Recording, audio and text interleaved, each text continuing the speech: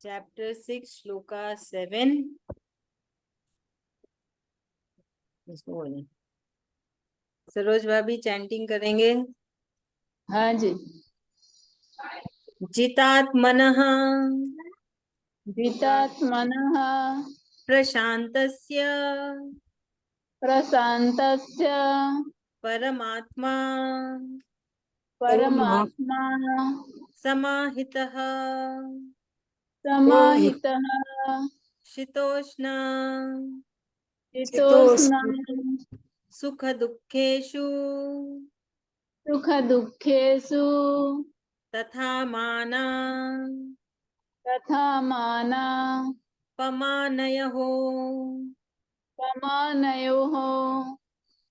श्लोक 8।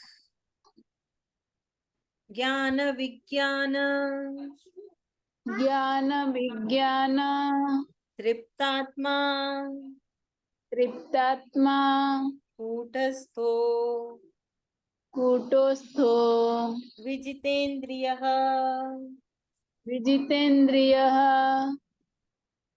युक्त इत्युच् युक्त इत्युक्ते यते योगी यते योगी समलोष्टाश् समलोष्टास् मकाञ्चनः। मकाञ्चनः। Thank you. यहाँ पे अभी कृष्ण भगवान जी बता रहे हैं कि वो जो मनुष्य जिसने अपने दिमाग को काबू में किया, इंद्रियों को काबू में किया, मन को शांत किया, मन को काबू में किया, तो अभी क्या, अभी इसके बाद क्या होगा उसका, तो उसे मोक्ष की प्राप्ति जल्दी जल्दी होगी, है ना। वो उस राह में बहुत तेजी से चला जाएगा, क्योंकि वो पहले का परिश्रम उसने कर लिया। उसने परिश्रम करके ये सब चीजें काबू में कर ली, तो अब उसकी जो रफ्तार है वो बहुत तेज हो जाएगी, है ना। क्योंकि अब उसको वो परिश्रम नहीं करना है, उसके पास पूरा समय है, पूरा उसका समय वो अपने कृष्ण भगवान जी पे लगा सकता है, गीता की चैंटिंग कर सकता है, और वो हमेशा संतुष्ट और खुश है, और सच्चिदानंद का उसको भोग मिल गया, है ना। वो हमेशा सच्चिदानंद के ही उसमें राज कर रहा है। तो सच्चिदानंद क्या है, जहाँ पे मनुष्य बराबरी, भगवान के बराबरी जैसे ही हो जाते हैं कि ये ना कुछ भी हो रहा हो, कोई फर्क ही नहीं पड़ रहा है, अपने मस्त है, जीवन जी रहे हैं, भगवान को याद कर रहे हैं, है ना। उन्हें परमात्मा का एहसास होता है उनके ही आत्मा में।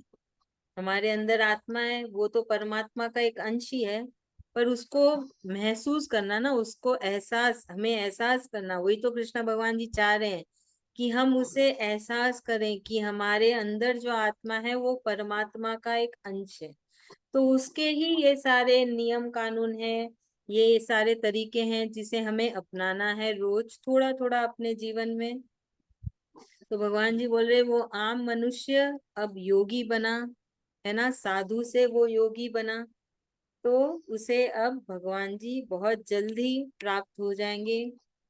उसमें वो क्षमता आई कि वो रोज, है ना, एक नियम से भगवान का नाम ले रहा है, गीता की चैंटिंग कर रहा है, उसने त्याग दिया। क्या चीज का त्यागा, द्वंद्वों का, मुझे ये पसंद है, मुझे ये नहीं पसंद है, वो अच्छा है, वो बुरा है, ये सब द्वंद्व उसके मन से, उसके दिमाग से जा चुके हैं। उसने उस चीज का त्याग किया है ना। उसको कोई परिवार का त्याग नहीं करना है, कोई कोई संसार का त्याग नहीं करना है, त्याग करना है बुरे विचारों का, बुरे भावों का, है ना, किसी के प्रति कुछ नहीं, और सब में कृष्ण भगवान जी दिख रहे हैं उसमें। तो ये सब होने के बाद वो मनुष्य, आम इंसान तो रहा नहीं, वो हो गया योगी, और वो बड़े ही तेजी से अपने कृष्ण प्राप्ति में चल पड़ा। तो उसे ना दुख सताता है ना सुख, उनसे वो परे हो गया ना। आम इंसान को सुख दुख होएगा, पर जब कोई योगी बन जाए तो सुख दुख तो कुछ होता ही नहीं है, क्योंकि उसके लिए तो सिर्फ एक ही सुख है और एक ही दुख है, सब कृष्ण भगवान। उसका तो लक्ष्य ही यही है ना कि मुझे कृष्ण प्राप्ति चाहिए। उस लक्ष्य को दिमाग में रखते हुए वो ये सारे कार्य करे जा रहा है, अपना जीवन भी व्यतीत किए जा रहा है ना, तो उसको कुछ भी उसके लिए ना कोई बुरी परिस्थिति होती है ना कोई अच्छी परिस्थिति होती है। उसके लिए तो होती है कि बस जो हो रहा है कृष्ण भगवान जी की इच्छा से हो रहा है, उनकी मर्जी से हो रहा है ना। तो बस यही है कि भगवान जी बोल रहे हैं कि क्या होता है जब तुम एक आम इंसान से योगी बन जाते हो, तुम्हारे आव भाव क्या होते हैं, तुम्हारे विचार कैसे होते हैं, तुम्हारा मन कैसा हो जाता है ना। तो यहाँ पे भगवान जी हमें बता रहे हैं, समझा रहे हैं, हमें एहसास दिला रहे हैं कि क्या होगा अगर तुम मेरे बताए नियम कानून में चलोगे तो तुम हमेशा खुश रहोगे, हमेशा संतुष्ट रहोगे और हमेशा मुझ में ही रमन करते रहोगे और मैं तुम में रहूंगा। तो उस इंसान को ना सर्दी ना गर्मी ना सुख ना दुख कुछ नहीं सताती, ना उसमें कोई उसको ना पाप का ये क्या अपमान का एहसास होता है ना कोई मान का, है ना। मान और अपमान क्या है, दूसरे देते ना हमको मान और अपमान। कोई हमें हमारी किसी को चीज पसंद आई तो हमारा मान करता है, और वही किसी को पसंद ना है तो वो अपमान करता है। तो क्या है, वो किसी और से हमें मिल रही है। तो भगवान जी बोल रहे हैं वो कैसे मिल रही है, क्योंकि तुम्हारा जैसा स्वभाव है, तुम जैसे बात बात कर रहे हो, दूसरों को कैसा अच्छा लगा वो तुम्हारे पास आता है मान और अपमान में। फिर बोलते उसका भी तुम्हें कोई भी असर नहीं होगा, क्योंकि तुम्हारे लिए वो सब चीजें मायने ही नहीं रखेगी। वो योगी के लिए ये मान अपमान मायने ही नहीं रखेगी, क्योंकि उसका ध्यान तो हमेशा कृष्ण भगवान जी पे लगा है। उसके लिए मान अपमान की कोई वैल्यू ही नहीं है, क्योंकि उसका लक्ष्य दूसरा हो गया ना। उसका लक्ष्य ये नहीं कि मेरा मान हो कि मेरा अपमान ना हो, उसका लक्ष्य है कि मुझे कृष्ण भगवान जी चाहिए, मैं हमेशा कृष्ण जी को महसूस करना चाहती हूँ, है ना। तो उस लक्ष्य से चलने से फिर वो बातें बहुत ही हम है ना, बहुत ही ऐसे लगे कि ये जरूरी नहीं है जीवन में। ये हमारा जीवन का देखने का नजरिया बदल जाएगा, जीवन में क्या जरूरी है वो चीजें बदल जाएगी, है ना। पूरा सब कुछ बदल जाएगा, क्योंकि अगर आप देखें आम इंसान इसी में उलझा रहता है कि मेरा मान हो, मेरा बहुत नाम हो, है ना, और अपमान हो तो बहुत उदास हो जाते हैं, दुखी हो जाते हैं। ये सब चीजें बहुत ज्यादा असर करती है आम इंसान को। पर अगर आप योगी बनते हैं तो ये सब मायने ही नहीं रखती है, आपका अलग ही लेवल हो जाता है, आपके मन के विचार, मन की भावना, सब कुछ। तो इस कृष्ण भगवान जी समझा रहे हैं कि क्या क्या गुण आ जाते हैं। वही इंसान है, वही आम इंसान है, पर वो जब योगी बनता है तो उसमें ये सारे गुण आ जाते हैं, उसके मन के विचार ऐसे बदल जाते हैं, उसकी भावनाएं ऐसे बदल जाती हैं। ठीक है, चलिए अब इसे कौन समझाएगा। श्लोका 7।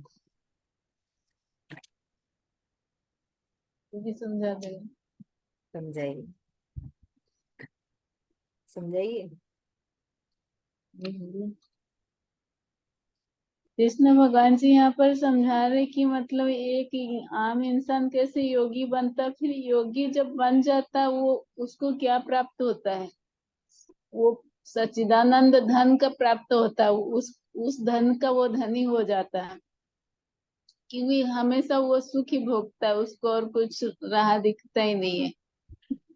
आम इंसान तो उसका इंद्रियां बस में नहीं रखता है वो, और जो योगी बन जाता है वो अपना इंद्रियों को बस में रखता है, कृष्णा कृष्णा करता है, उसको मान अपमान नहीं लगता है कुछ भी। भला बुरा कोई होए तो कुछ भी नहीं छू सकता उसको, उसी से वो योगी बन जाता है। योगी बन के वो हमेशा कृष्ण कृष्ण में ध्यान रखता है, और कृष्ण कृष्ण करने से बहुत जल्द कृष्ण प्राप्ति हो जाता है उसको, वो बहुत करीबी आ जाता है। सच्चिदानंद धन जो बता रहे हैं यहाँ पर, उनके बहुत करीबी आ जाता है उसका, कृष्ण प्राप्ति फिर बहुत जल्दी हो जाता। तो वो योगी जो है हमेशा सब चीज का ध्यान रखता है कि मतलब हमें कुछ करना नहीं है, और इधर उधर का मान अपमान सह लेता, उसको बुरा नहीं लगता है। भला बुरा विचार नहीं करता किसी का, सब चीज अच्छा लगता है उसको। सब कुछ भी होने से वो ध्यान नहीं देता कि क्या कोई जो भी बोल रहा है ठीक है बोल रहा है, मेरा तो कृष्ण ही सब करने वाले हैं, मैं कृष्ण को ही ध्यान रखूंगा, अपना रोजमर्रा का काम करके मैं कृष्ण कृष्ण ही करूंगा, तो मेरा कृष्ण प्राप्ति बहुत जल्दी हो जाएगा। Thank you. श्लोका 8 में कृष्ण भगवान जी एक उदाहरण दे रहे हैं कि इस योगी के विचार, है ना, वो कैसा उसका स्वभाव। तो इस योगी के लिए एक पत्थर, सोना, चांदी और हीरे में कोई फर्क नहीं है। उसके लिए सब एक समान है, क्योंकि उसका लक्ष्य तो सोना, चांदी, हीरा सब पाना नहीं है। उसका लक्ष्य तो हो गया कि कृष्ण प्राप्ति है। तो वो पूरी तरीके से मोह माया से परे हो जाते हैं। तो ये सब हमें कृष्ण भगवान जी इसलिए बता रहे हैं कि हम खुद को परखें कि हम किस लेवल तक पहुंचे हैं, हमारे मन के विचार कैसे हैं अभी, हमारी जो भावना है वो कैसी है, हम कितने अब कृष्ण भगवान जी से जुड़े हैं और कितने इस मोह माया से जुड़े हुए हैं। हमें ये खुद को परखना है ना। तो भगवान जी अभी बता रहे हैं कि ये जो योगी है, ज्ञानी है ना, जो बहुत ही तेज रफ्तार से कृष्ण भगवान जी की तरफ बढ़ रहे हैं, उनके लिए ना सोना कोई मायने रखता है, ना हीरा, ना कोई पत्थर, सब एक समान है। तो उनकी भावनाएं ऐसी हो जाती है। तो ऐसा कैसे हो सकता है ना, बहुत मुश्किल है। तो वो है कि है ना, वो बहुत ही कड़क तपस्या करते हैं। तो ये कड़क तपस्या क्या है कि वो हमेशा कृष्ण भगवान जी को याद करते हैं, हमेशा चैंटिंग करते हैं और पूरे लगन में लगे हैं कि बस कृष्ण ही चाहिए। तो उन्हें मिलती है ज्ञान की प्राप्ति, उन्हें मिलती है विज्ञान की प्राप्ति। तो ज्ञान क्या है? ज्ञान ये है कि कृष्ण प्राप्ति कैसे हो। और विज्ञान क्या है? विज्ञान है कृष्ण क्या है। कृष्ण कृष्ण क्या है? वो तो एक दिव्य शक्ति है ना, शुद्ध शक्ति, प्योर, जिसमें कोई मिलावट नहीं, जिसको जिनको है कि वो सबका ध्यान दे रहे हैं, चाहे वो उनको बदले में कुछ नहीं मिल रहा। हमसे क्या ले रहे हैं कृष्ण भगवान जी? क्या मांग रहे हैं हमसे? कि हम बस उन्हें याद करें। वो क्या बोल रहे हैं? तुम्हारा धन दे दो, तुम्हारी दौलत दे दो, तुम्हारी चीजें नहीं, कुछ भी नहीं मांग रहे हैं। वो सिर्फ हमारा समय मांग रहे हैं। वो भी समय कि तुम अपना जीवन जीते जाओ। उस जीते जीते में एक श्लोका याद कर लो मुझे, बस उसका चैंटिंग कर लो, मुझे हर बार याद कर लो, है ना, अपना मित्र बना लो। जैसे अब मित्र को क्या करते हैं हम, चलाओ बैठो भाई, खाना खा लो हमारे साथ, पानी पी लो, चलो थोड़ी देर गप लेते हैं, थोड़ी देर टीवी देख लेते हैं, चलो घूम के आते हैं। अभी एक मित्र अगर आपके यहाँ आया है, आपका सबसे प्रिय मित्र, तो आप क्या करेंगे? अपना पूरा समय उसको देंगे, हर पल उसे अपने साथ रखेंगे, सब कुछ साथ में करेंगे, है कि नहीं? वही चीज तो कृष्ण भगवान जी चाहते हैं, बस वो दिखते नहीं है, इतना ही फर्क है। वो कोई भी आकार में नहीं है, वो एक सिर्फ एहसास है। तो भगवान जी बता रहे हैं कि वो योगी, उसका मन, उसका तन, उसके विचार, सब कुछ इसमें रम चुका है। तो उसे ये सांसारिक चीजों से कोई फर्क नहीं पड़ता, कोई भी परिस्थिति आ जाए, कुछ भी हो जाए, वो बन जाता है कूटस्थ। कूटस्थ क्या होता है? एक सुनार क्या करता है, जमीन में एक पत्थर को रख के उसके ऊपर ही वो सारे, है ना, औजार अपने वो बनाते हैं, गहने, जैसे सोने को रख के उसमें मार मार के वो कुछ भी गहने बनाएगा। तो उसमें क्या होता है, वो पत्थर, वो कूट है, उस पे निशान पड़ता जाता है, पर वो पत्थर हिलता नहीं है, वैसे का वैसे ही अड़ा हुआ है ना। सुनार सुनार तो बस जोर की मारता है ना, सुनार जोर से मार के भी उसमें निशान पड़ जाता है, पर वो कूट जो पत्थर है वो नहीं हिलता। वैसा ही योगी है, वो कूटस्थ बन जाता है। वो इतना, है ना, उसमें अटकावा है कृष्ण भगवान जी में, उनकी भक्ति में, मोक्ष के राह में, कि कोई भी परिस्थिति आके चली जाए, कोई भी जीवन में आके चला जाए, कुछ भी हो जाए, वो नहीं हिलता। उसकी दृढ़ता, उसका जो है ना, उसका विश्वास और उसकी भक्ति, उसका प्यार कृष्ण भगवान जी के प्रति इतना इतना ज्यादा स्ट्रांग है कि वो कूटस्थ बन गया। कुछ भी हो जाए, मुझे बस कृष्ण ही चाहिए, जो भी हो जाए। तो भगवान जी बता रहे हैं हमें कि एक आम इंसान से योगी जब ऐसे होता है तो वो कैसा होता है ना। कैसा वो दिखने में तो ऐसे ही दिखेगा, कुछ भी नहीं बदलेगा, पर उसके अंदर के सब कुछ आव भाव सब कुछ बदल जाते हैं। उसके सोचने का तरीका है ना, चीजों को लेने का तरीका, सब कुछ ऐसे एकदम से बदल जाता है। दिखने में भी इंसान है ना अच्छा दिखने लगता है, क्योंकि ऐसा बोलते हैं कि जो कृष्ण भक्त होते हैं वो है ना हमेशा यंग दिखते हैं, मतलब जवान दिखते हैं, अपनी उम्र से थोड़े कम के ही दिखते हैं। तो ये भी एक राज है। तो ज्यादा कृष्ण भक्ति करिए ताकि है ना अपनी उम्र से थोड़े कम ही दिखेंगे। आजकल तो वैसे भी चलन चल रखा है कि जो उम्र है उससे तो काफी कम ही दिखना है हमको। तो ये भी है, कृष्ण भगवान नहीं कहते हैं, वो अपने मुख से कभी नहीं बोले, पर ऐसा है कि कृष्ण भक्त हमेशा अच्छे, अपनी उम्र से कम दिखते हैं, सुंदर दिखते हैं, अच्छे लगते हैं। चलिए अभी हमारे पास हाँ वक्त है, बीना भाभी समझाएगी, बहुत दिन हो गए आपको समझाए।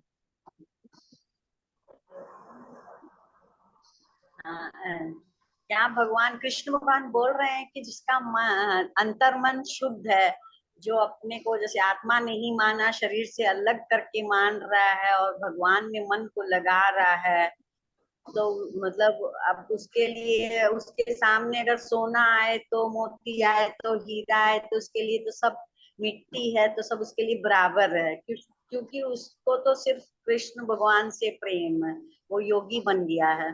तो वो मतलब योगी को क्या, उसको मतलब सब एक समान दिखते हैं, और वो हमेशा अपने को मतलब भगवान से जुड़ा रखता है, चैंटिंग करता है और भगवान में मन लगा के रखता है, अंतःकरण शुद्ध, अपनी इंद्रियों को बस में करके और हमेशा मन को भगवान में लगाता है।